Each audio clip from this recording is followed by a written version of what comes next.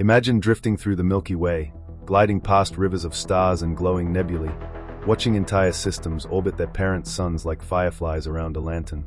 The galaxy feels busy, bright, alive. But as you move farther from these crowded regions, the starlight begins to thin. The sky grows emptier, the glow of the spiral arms fades, and eventually you find yourself in a vast, almost perfect darkness. No nearby stars, no warm suns. And in this black ocean, something massive glides silently forward, a whole planet, wandering alone between the stars. This is a rogue planet, a free-floating world that does not orbit any star, not bound to a solar system the way Earth is bound to the Sun. Instead of tracing a neat ellipse around a bright parent, it travels through interstellar space on a path set long ago by gravity and chance. Astronomers sometimes call them free-floating planets or isolated planetary mass objects, but the idea is the same. These are worlds that have either been thrown out of their original systems or formed on their own, too small to ever ignite as stars. There is no sunrise here, no sunset, no year defined by an orbit. There is only eternal night under the faint, distant glow of the galaxy.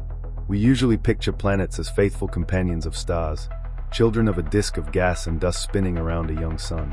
That image is comforting and orderly, star in the center, planets on orbits, everything held together. Rogue planets break this picture.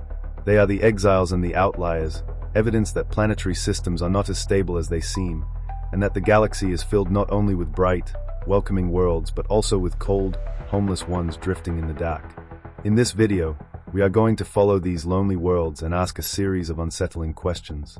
How can a planet end up without a star? Is it born that way, or violently kicked out of its home? What have recent observations with the James Webb Space Telescope revealed about free-floating objects in star-forming regions, and why do those discoveries suggest that such planets might be incredibly common? Could some of these worlds still have thick atmospheres, buried oceans, or enough internal heat to support something like life, even without any sunlight at all? And finally, how do we even detect something that is almost completely dark? What tricks do astronomers use to find worlds that barely shine? All of this begins with a simple but powerful idea, that not every planet belongs to a star, and that the galaxy may be filled with hidden worlds we will never see directly. Rogue planets are the ultimate cosmic outsiders, and by studying them, we may discover that our definition of what a normal planet is has been far too narrow all along. A rogue planet is, at its core, a world that travels through the galaxy without belonging to any star. Instead of being locked into a stable orbit around a sun, it drifts freely through interstellar space, guided only by the overall gravity of the Milky Way. In more formal terms, a rogue planet is a planet or planetary mass object that is not gravitationally bound to any star. It is still a world in its own right, with a surface, an interior, maybe an atmosphere or even moons, but it has no sunrise, no sunset, no year defined by an orbit around a parent star. It is a planet that has lost, or never had, its sky. Astronomers use several overlapping names for these objects. The most poetic is rogue planet, but you will also see free-floating planets, nomad planets, or the more technical term isolated planetary mass objects, IPMOs. All of these labels point to the same broad idea, a body with a mass in the planetary range that moves through space on its own, rather than as part of a normal planetary system. In practice, the mass range can be wide. At the low end, there may be rogue worlds roughly comparable to Earth or a few times heavier, cold, rocky or icy spheres wandering between the stars. At the high end, there are objects as massive as Jupiter or several times its mass, blurring the line between planet and failed star. Because of this, astronomers make an important distinction between two concepts: planet as a story of formation, and planetary mass object as a simple statement about mass. When we say planet in the traditional sense, we usually mean something that formed in a disk around a young star. In that picture, a star is born from a collapsing cloud of gas and dust. A flat, rotating disk forms around it, and inside that disk, small grains slowly grow into rocks, then into planetary cores, and finally into full planets. Later, gravitational chaos, close encounters, resonances, and violent scattering events can throw one of those planets completely out of the system. Once it is ejected, it keeps moving around the galaxy, no longer bound to its original star. This is a classic rogue planet, a former normal planet turned into a cosmic exile. But there is another pathway. In large, turbulent clouds of gas where stars are born, Not every collapsing clump of matter becomes massive enough to ignite nuclear fusion. Some fragments can be only a few times the mass of Jupiter. They collapse under their own gravity, become compact, warm objects, and then simply drift through space as independent bodies. These are planetary mass objects that form the way small stars or brown dwarfs form, directly from a cloud, not inside a disk around a star. By mass they look like planets. By origin they are more like undergrown stars. That is why, in technical discussions, you will often see the term isolated planetary mass object. It avoids promising anything about how the object was born. Because both channels seem to be possible, ejection from planetary systems and direct formation from gas, astronomers today talk less about isolated, exotic curiosities and more about an entire population of free-floating worlds. Instead of asking, does this one specific rogue planet exist? The question becomes, how many such objects are there in the galaxy, and what fraction of them are true ejected planets versus star-like fragments? The current picture suggests that these lonely worlds may be extremely common, perhaps numbering in the billions. Some were thrown out by violent gravitational interactions soon after their birth. Others may have formed in the DAC from the very beginning. Together, they make up a hidden, wandering population of worlds, a shadow version of the familiar, well-lit planetary systems we usually imagine when we talk about rogue planets. We're really talking about the end result of at least two very different origin stories. On the surface they all look similar, DAC, wandering worlds without a sun, but the way they were born leaves deep fingerprints in their structure and in the history of the galaxy around them. In the first scenario, a rogue planet starts life just like any normal world. A young star forms inside a collapsing cloud of gas and dust. Around it, a rotating protoplanetary disk appears, a vast, flat ring made of ice grains, silicate dust, and gas. Inside that disk, tiny particles collide, stick together, grow into rocks, then into planetary embryos, and eventually into full planets. For a while, everything, a central star, several planets, perhaps belts of comets and asteroids. But a planetary system in its youth is a violent place. Giant planets migrate inward and outward, tugging on each other's orbits. Two massive worlds can pass dangerously close, slingshotting one another into new tracks. A nearby passing star can disturb the outer regions of the system. Resonances build up, orbits become stretched and eccentric, and one unlucky planet can cross a point of no return. With one strong gravitational kick too many, it is flung out of the system altogether. From that moment on, it is no longer a member of a solar system. It keeps the same mass, the same interior, perhaps even the same moons, but its orbit has expanded into a lonely path around the center of the galaxy itself. This is a classic rogue, a former ordinary planet, exiled by the chaos of its own birthplace. The second scenario is more star-like and begins even earlier. Imagine a giant molecular cloud, a cold, dark region of space hundreds of light years across, filled with hydrogen, helium, and dust. Under its own gravity, the cloud fragments into clumps. The largest of those clumps collapse into protostars that will one day shine like the sun's smaller clumps form brown dwarfs, objects too low in mass to ignite full hydrogen fusion, dim failed stars that glow only faintly in infrared. But the fragmentation doesn't stop there.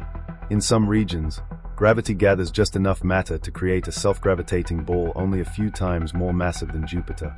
It collapses, heats up a little, then stabilizes as a compact, warm object that never becomes a star. There is no central star around it, no disk to orbit, no parent system to be ejected from. It is born alone. These are planetary mass objects that form the way small stars do, directly from the cloud, rather than inside a planetary disk. By mass they belong to the planet category. By origin they are closer to tiny, sub-brown dwarfs. From far away, both kinds of objects look almost the same, isolated, cold, and starless. But their internal stories are different. An ejected planet may carry a layered structure inherited from its time in a hot disk, metallic core, rocky mantle, maybe captured ices, perhaps even a retinue of moons that survived the gravitational violence. A cloud-born planetary mass object might be more like a scaled-down gas dwarf or a puffy miniature brown dwarf, with a different chemical profile and thermal history. In practice, our instruments are not yet good enough to read those stories clearly for most objects, so theory and observation have to work together. What modern telescopes are telling us, though, is that both mechanisms are probably real, and that the galaxy's population of free-floating worlds is a mixture of exiles and solitary births. Gravitational microlensing surveys hint at large numbers of unseen planets that must have been thrown out of their systems. Deep infrared observations of young star-forming regions reveal isolated objects at planetary masses that seem to have formed directly in the cloud. Together, these lines of evidence suggest that rogue planets are not a single, tidy class but a whole spectrum of lonely worlds created by different processes. Some are the survivors of gravitational disasters.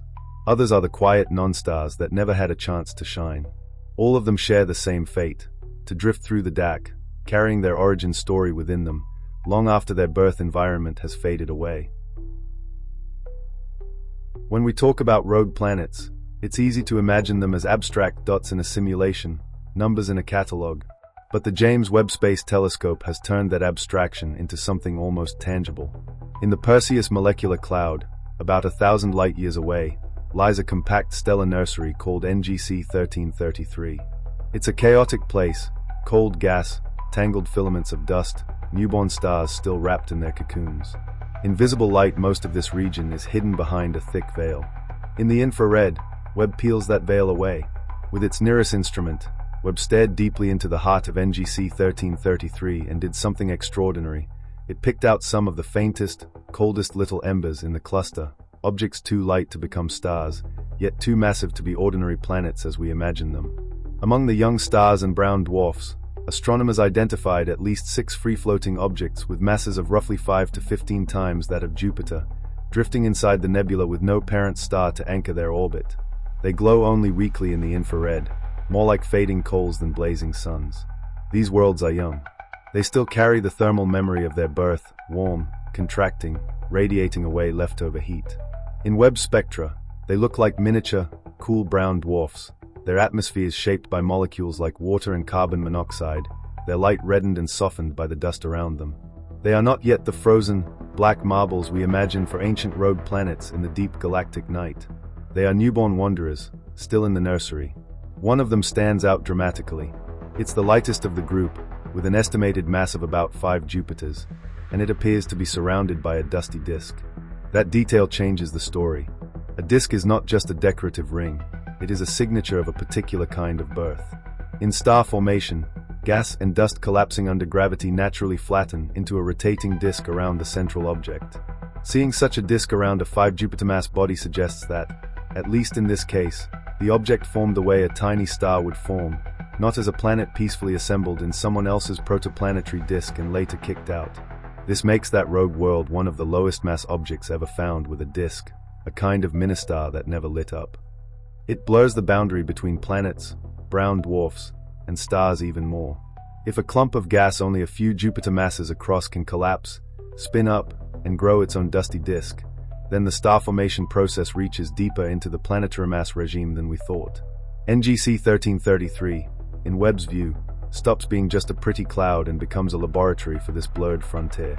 In a single compact region, we see everything: normal stars, brown dwarfs, and now free-floating planetary mass objects with and without disks. Instead of a clean textbook hierarchy, stars here, planets there, we're looking at a continuum of masses and birth stories. Some worlds may start life like planets and end as wanderers, flung out of their systems. Others, like that 5 Jupiter mass object with a disk, may have been born alone from the start, as failed stars that never reached the ignition point. The message from NGC 1333 is sobering and exciting at the same time. Rogue planets are not rare freaks. They are a natural byproduct of how the galaxy builds its stars and substars. And thanks to JWST, we are finally seeing them not as theoretical curiosities, but as actual young worlds hiding in the glow of a stellar nursery. If you could turn off every star in the Milky Way and leave only the planets glowing, our galaxy might not go dark.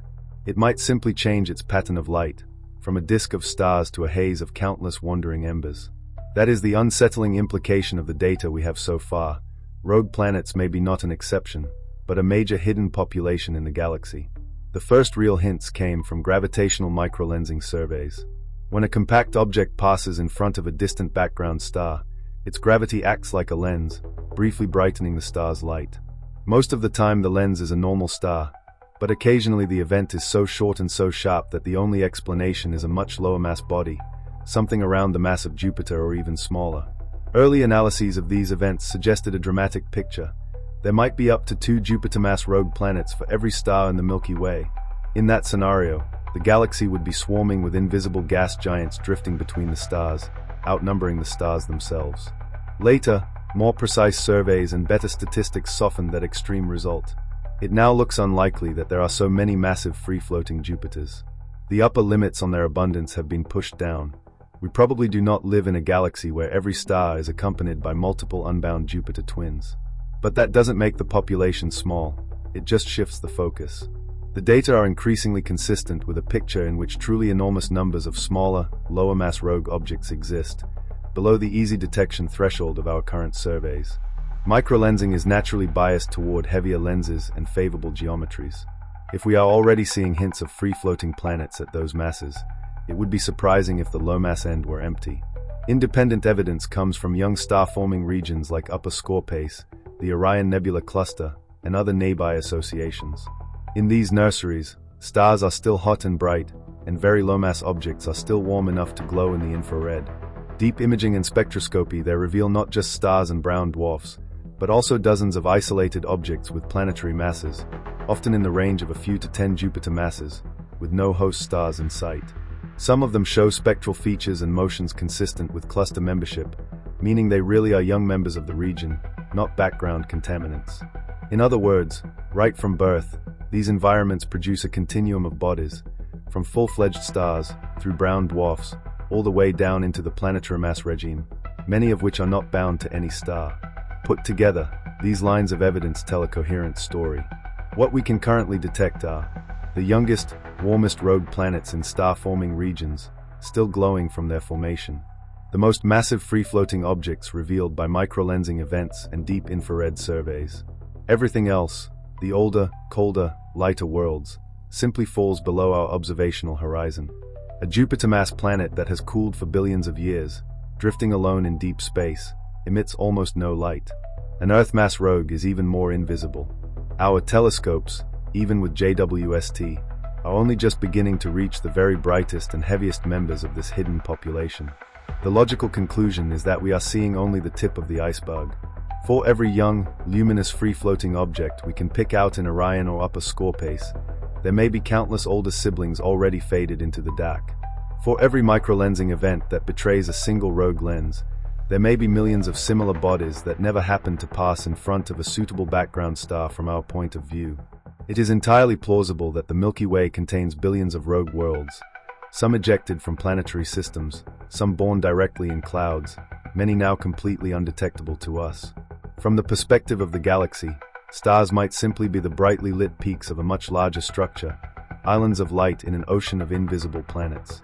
When we imagine the Milky Way, we picture its spiral arms as chains of stars. In reality, those same arms may be filled with a vast, dark population of homeless worlds, drifting silently between the suns. Dark does not necessarily mean dead, and it certainly does not have to mean cold. A rogue planet, drifting in interstellar night far from any star, has lost the warmth of a sunlit sky, but it has not lost physics. Inside such a world, energy can still flow. Even without starlight, there are several ways a planet can stay warm enough to keep parts of its interior active, or even host liquid water. The first and most straightforward source of heat is leftover formation energy. When a planet or a planetary mass object forms, it collapses under gravity. That collapse converts potential energy into heat, warming the interior. Massive objects, especially gas giants, retain this primordial warmth for a very long time. Jupiter, for example, still radiates more energy than it receives from the sun. A young rogue giant, set adrift in space, would initially glow in the infrared simply because it has not finished cooling yet. Even billions of years later, its deep interior can remain warm, slowly leaking heat outward. The second source is radioactive decay. Heavy elements such as uranium, thorium, and potassium are naturally unstable. As they decay, they release energy. On Earth, this radioactive heating is a major contributor to our internal heat budget. On a rocky rogue planet with a similar or higher inventory of heavy elements, that constant trickle of decay would continue regardless of whether the planet has a star. It's like a deep, slow-burning furnace, not enough to melt the entire world, but enough to keep parts of the mantle and core warm over geological timescales. A third mechanism is tidal heating. Even a starless world is not necessarily dynamically simple. If a rogue planet retains one or more moons, or has a strongly asymmetric internal structure, gravitational interactions can flex and knead its interior. This is exactly what we see in our own solar system. Jupiter's moon Io is incredibly volcanic, not because of sunlight, but because Jupiter's gravity continuously distorts it. Europa and Enceladus, moons of Jupiter and Saturn, host subsurface oceans beneath ice crusts largely thanks to tidal forces and internal heat, not solar energy. A rogue planet with a sizable moon, or with a past orbital history that left it spinning in a slightly off-balance way, could experience similar internal friction and heating. Put these ingredients together, and a fascinating picture emerges. Many theoretical models suggest that a rogue super-Earth or icy giant could host deep subsurface oceans beneath a thick shell of ice. From the outside, such a world would appear as a black, frozen sphere, its surface at just a few degrees above absolute zero, bombarded only by faint starlight from distant constellations. But drill, in your imagination, tens or hundreds of kilometers down, and you may reach an ocean of liquid water kept warm by the planet's internal heat. The thick ice above would act as both a lid and a blanket, locking in warmth and shielding the ocean from the cold of interstellar space.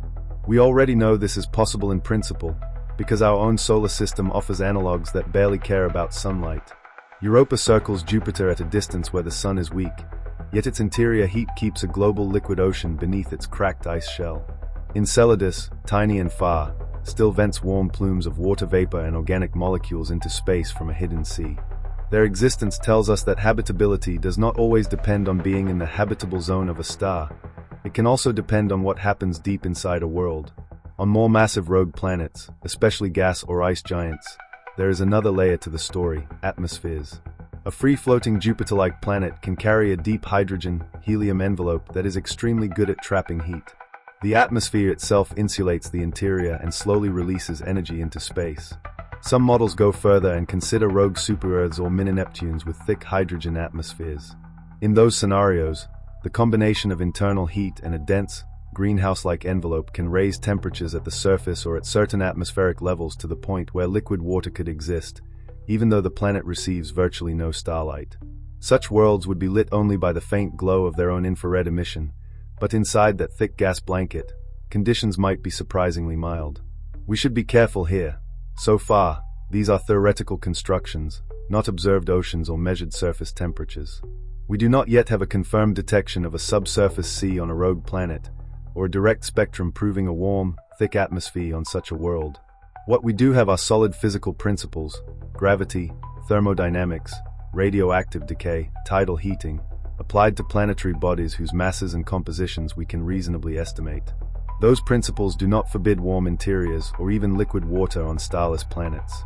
In fact, they quietly suggest that the galaxy may be full of worlds that are dark on the outside, but still alive with slow internal heat on the inside. In that sense, dark is a misleading word. A rogue planet is not just a cold rock floating in eternal night. It is a self-contained energy system. It may never see a sunrise, but it can still have oceans hiding under ice, internal storms and a thick hydrogen sky, or volcanic activity driven by forces deep below the surface. From far away, it is invisible. Up close, it could be one of the most intriguing environments for chemistry, geology, and perhaps even biology that the universe can offer. If we strip the word habitable down to its essentials, life does not ask for sunsets or blue skies. At the most basic level, it needs three things: a steady source of energy, some kind of liquid medium where chemistry can actually happen, and chemical diversity, a mix of elements and molecules that can be rearranged into complex structures. None of these demands, on paper, requires a nearby star. A rogue planet is cut off from stellar light, but as we've seen, it can still have internal heat and rich chemistry. The question is not can it be Earth-like, but can it host any stable environment where complex chemistry can persist over long times? The most realistic scenario scientists discuss is that of subsurface oceans. Imagine a rogue super-Earth or icy world that has retained internal warmth from its formation, from radioactive decay, or from tidal effects with a moon. At the surface, the world is a frozen, black desert, vacuum above, ice below, temperature just a few degrees above absolute zero. But hundreds of meters or kilometers down, pressure and heat combine to melt the ice into a global ocean. Above it, a thick shell of ice insulates the water from the cold and shields it from cosmic radiation. That ocean would be in permanent night. No stars, no seasons, only slow internal currents and occasional ice quakes rumbling from above. Could such an ocean support life? On Earth, we already know ecosystems that live without sunlight. Around hydrothermal vents on the ocean floor, entire communities of organisms rely on chemosynthesis, drawing energy from chemical gradients rather than from photosynthesis. Microbes feed on reduced compounds from the interior of the planet. Larger organisms feed on those microbes. The energy source is geology, not astronomy. Transplant that logic to a rogue world. If its rocky interior can maintain hydrothermal activity, water percolating through hot rock, dissolving minerals, emerging rich in chemical energy, then, in principle, a similar chemosynthetic biosphere could arise. No sky, no stars, perhaps not even a clear concept of day and night for whatever lives there, but still, metabolism, evolution, ecosystems.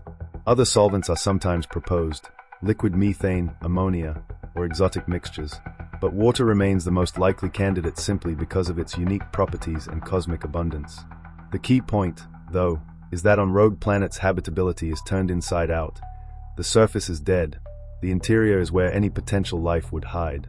To us, from light years away, such a world is effectively invisible, a cold pixel, or no pixel at all, lost in the darkness between stars. That leads to a quiet, unsettling philosophical twist. If millions or billions of rogue planets exist, and if even a small fraction of them host warm subsurface oceans, the galaxy could be sprinkled with living worlds we will never see. Their biospheres would evolve in perfect isolation, unaware of stars, galaxies, or the broader cosmos, entire histories of life unfolding in total secrecy inside black, wandering spheres. Rogue planets, then, don't just expand the map of where life could be. They deepen the mystery of how much life might exist that we can never detect, reminding us that our search is limited not only by technology, but by the kinds of worlds we are able to notice at all. Finding a world that does not shine is, by definition, an act of looking sideways. We cannot simply point a telescope and wait for sunlight reflected off oceans or clouds. A rogue planet has no parent star to illuminate it. Instead, astronomers hunt these dark worlds by watching how they disturb other light, or by catching the faint warmth they still leak into space. Every detection is a small miracle of indirect evidence. One of the most powerful tools is gravitational microlensing. Imagine a distant star, far across the galaxy, shining steadily. Now, between us and that star, a compact object, perhaps a rogue planet, happens to drift past. Gravity bends space-time around it, and for a brief moment, this bending acts like a natural lens. The light from the background star is gently magnified. On our detectors, the star does not move, change color, or sprout a halo. Its brightness simply rises and falls in a smooth, characteristic curve. From that curve, astronomers can infer the mass and nature of the lens.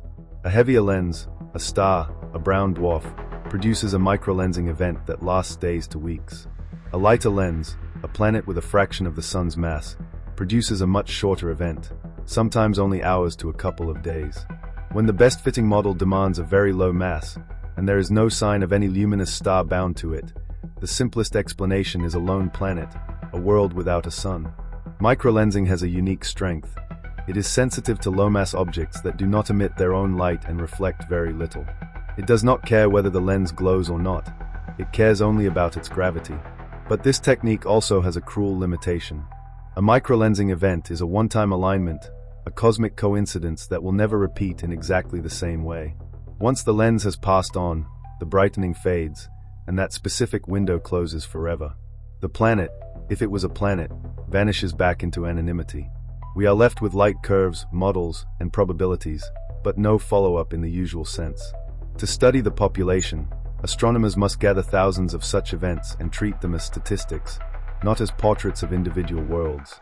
The second major approach is direct infrared imaging in young star-forming regions.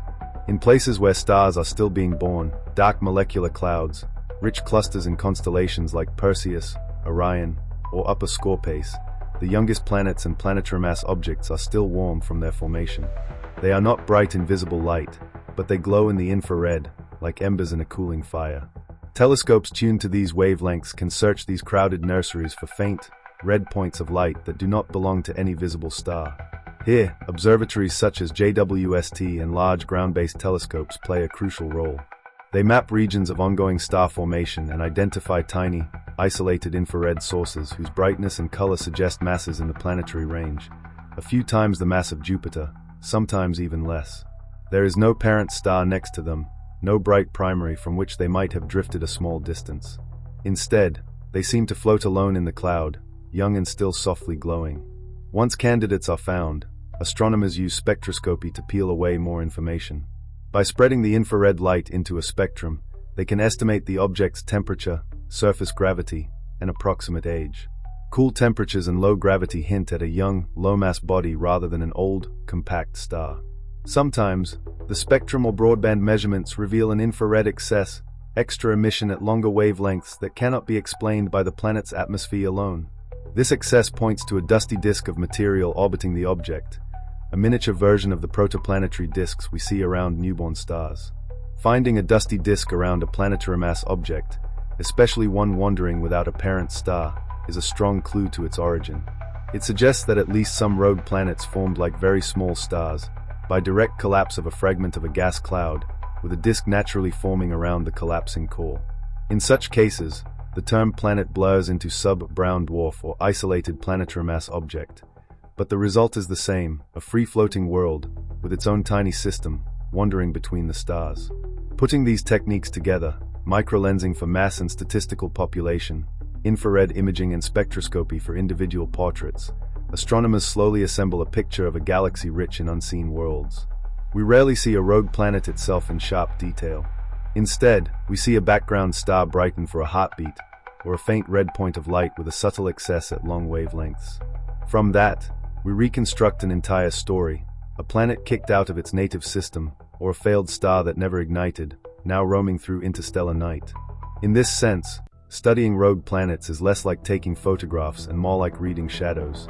We do not look at the worlds directly, we look at how they bend light, how they glow in residual heat, and how their spectra whisper of disks and youth. From those whispers, we learn that even the darkest spaces of the galaxy are not truly empty. They are threaded with silent, drifting worlds. When we return to that young, chaotic nursery in Perseus and look again with JWST's infrared eyes, something subtle but revolutionary emerges from the noise. Not just 6 free-floating, planetary mass objects drifting in the dark, but one of them wrapped in a clear dusty disk, the lightest such object ever seen outside a stellar system. In one image you see a barely glowing point, only a few times more massive than Jupiter, and yet it is surrounded by a thin, flattened ring of dust and gas. That structure is not an accident. In star formation, disks appear naturally when a collapsing clump of gas carries angular momentum. The fact that a planet mass object has the same kind of disk strongly suggests it was born the way stars are born, by the direct collapse of a tiny fragment of a larger cloud, rather than as an ordinary planet that formed in a big circumstellar disk and was later kicked out. This pushes us toward a picture where nature does not draw a clean line between star and planet but instead creates an entire spectrum of objects, from true stars to brown dwarfs to sub-brown dwarfs and down into the regime we would normally call planets, all using the same basic gravitational machinery. When we compare this JWST discovery with other known planetary mass objects that also carry disks, like CHA 1107 to 7626 and several isolated planetary mass objects in young clusters, the pattern becomes harder to ignore. Some of these worlds never orbited a star at all. They seem to have condensed directly out of the cloud, lit only by their own leftover heat, each with a miniature disk that might, in principle, spawn moons or even smaller bodies. Suddenly, the boundary between a very small star and a very large planet looks more like a blurry transition zone than a hard category. Rogue worlds stop being just sad exiles from broken planetary systems. They become a key laboratory for understanding how gas fragments, how disks form at the lowest masses, and where star formation ends and planet formation truly begins. In that sense, these dusty, free-floating almost stars are not just curiosities in the dark. They are clues that the processes which build suns and the processes which build planets are deeply entangled, and that the galaxy may be filled with tiny, failed suns carrying entire miniature systems with them into interstellar night. On the scale of an entire galaxy, a single rogue planet is almost nothing, a cold pebble in an ocean of stars. But taken together, these dark worlds start to matter in a very literal, cosmological sense. If free-floating planets are truly numerous, they become a non-negligible reservoir of ordinary, baryonic matter, gas and rock that never ended up in a star, a brown dwarf, or a bound planetary system. That means they must be included in the mass budget of a galaxy like the Milky Way. When theorists build models of how giant molecular clouds fragment and how star clusters form, they rely on an initial mass function that tells them how much material goes into high-mass stars, low-mass stars, brown dwarfs, and everything in between. Rogue planets extend that mass spectrum down into the smallest gravitationally bound objects, and their abundance constrains how finely a collapsing cloud breaks apart. If we discover that there are vast swarms of planet-mass bodies drifting through the halo and disk, it implies that star-forming regions regularly shed a fraction of their material into these invisible exiles, affecting how efficiently gas is converted into luminous stars. Dynamically, each individual rogue planet has almost no influence on galactic structure. Its gravity is far too weak to reshape spiral arms or star orbits, but in aggregate their statistics are crucial for testing theories of cluster evolution and n-body simulations of young systems. Just as importantly, pinning down their total mass helps us sharpen the line between visible matter and dark matter. Rogue planets are made of normal baryons, so even if the galaxy was stuffed with them, they could never account for the enormous gravitational pull we attribute to dark matter. If we overestimate their contribution, we risk misjudging how much genuinely invisible, non-baryonic mass is required to explain galactic rotation curves and the binding of clusters. Measuring how many of these wandering worlds exist, and how their numbers change with environment, therefore feeds directly into cosmology. It refines our census of ordinary matter, tightens the constraints on dark matter, and forces our models of galaxy formation to accommodate not just shining stars and glowing gas, but also the countless cold, unlit worlds that drift between them, quietly carrying their share of the galaxy's weight. Imagine a world that has never seen a sunrise. No dawn spilling over mountains, no star climbing over a horizon, because there is no nearby star at all. The sky is not blue but black, perhaps brushed with the faint, milky glow of the distant galaxy, a soft band of starlight so far away it barely casts a shadow. If this rogue planet even has a surface from which someone could look up, the universe above would feel ancient and indifferent, a quiet ocean of stars with no single sun claiming the sky. Now multiply that image by billions. Scattered through the dark between spiral arms, hidden in the halo, drifting through star-forming regions long after their birth cries have faded, these worlds move in silence, each carrying its own small history of collisions, cooling, and slow geological change. Our idea of a normal planet, Earth-like, circling a warm sun in a comfortable orbit, is really just one narrow case in a vast catalogue of possibilities. For all we know, most planets in the Milky Way may never have belonged to any star for long, or at all. They are born, thrown out, or condensed directly from clouds, and then they travel alone. And yet even in that solitude, the story is not necessarily dead or cold. Deep beneath thick ice, or under crushing atmospheres, there could still be liquid oceans and chemistry that never needed daylight to begin with. We search for life in habitable zones, around stable suns, in systems that remind us of home, but the universe may be telling stranger stories elsewhere. Some of the most haunting chapters might be unfolding on worlds that lost their suns eons ago and still, quietly, carry the fading warmth of their birth through the endless night.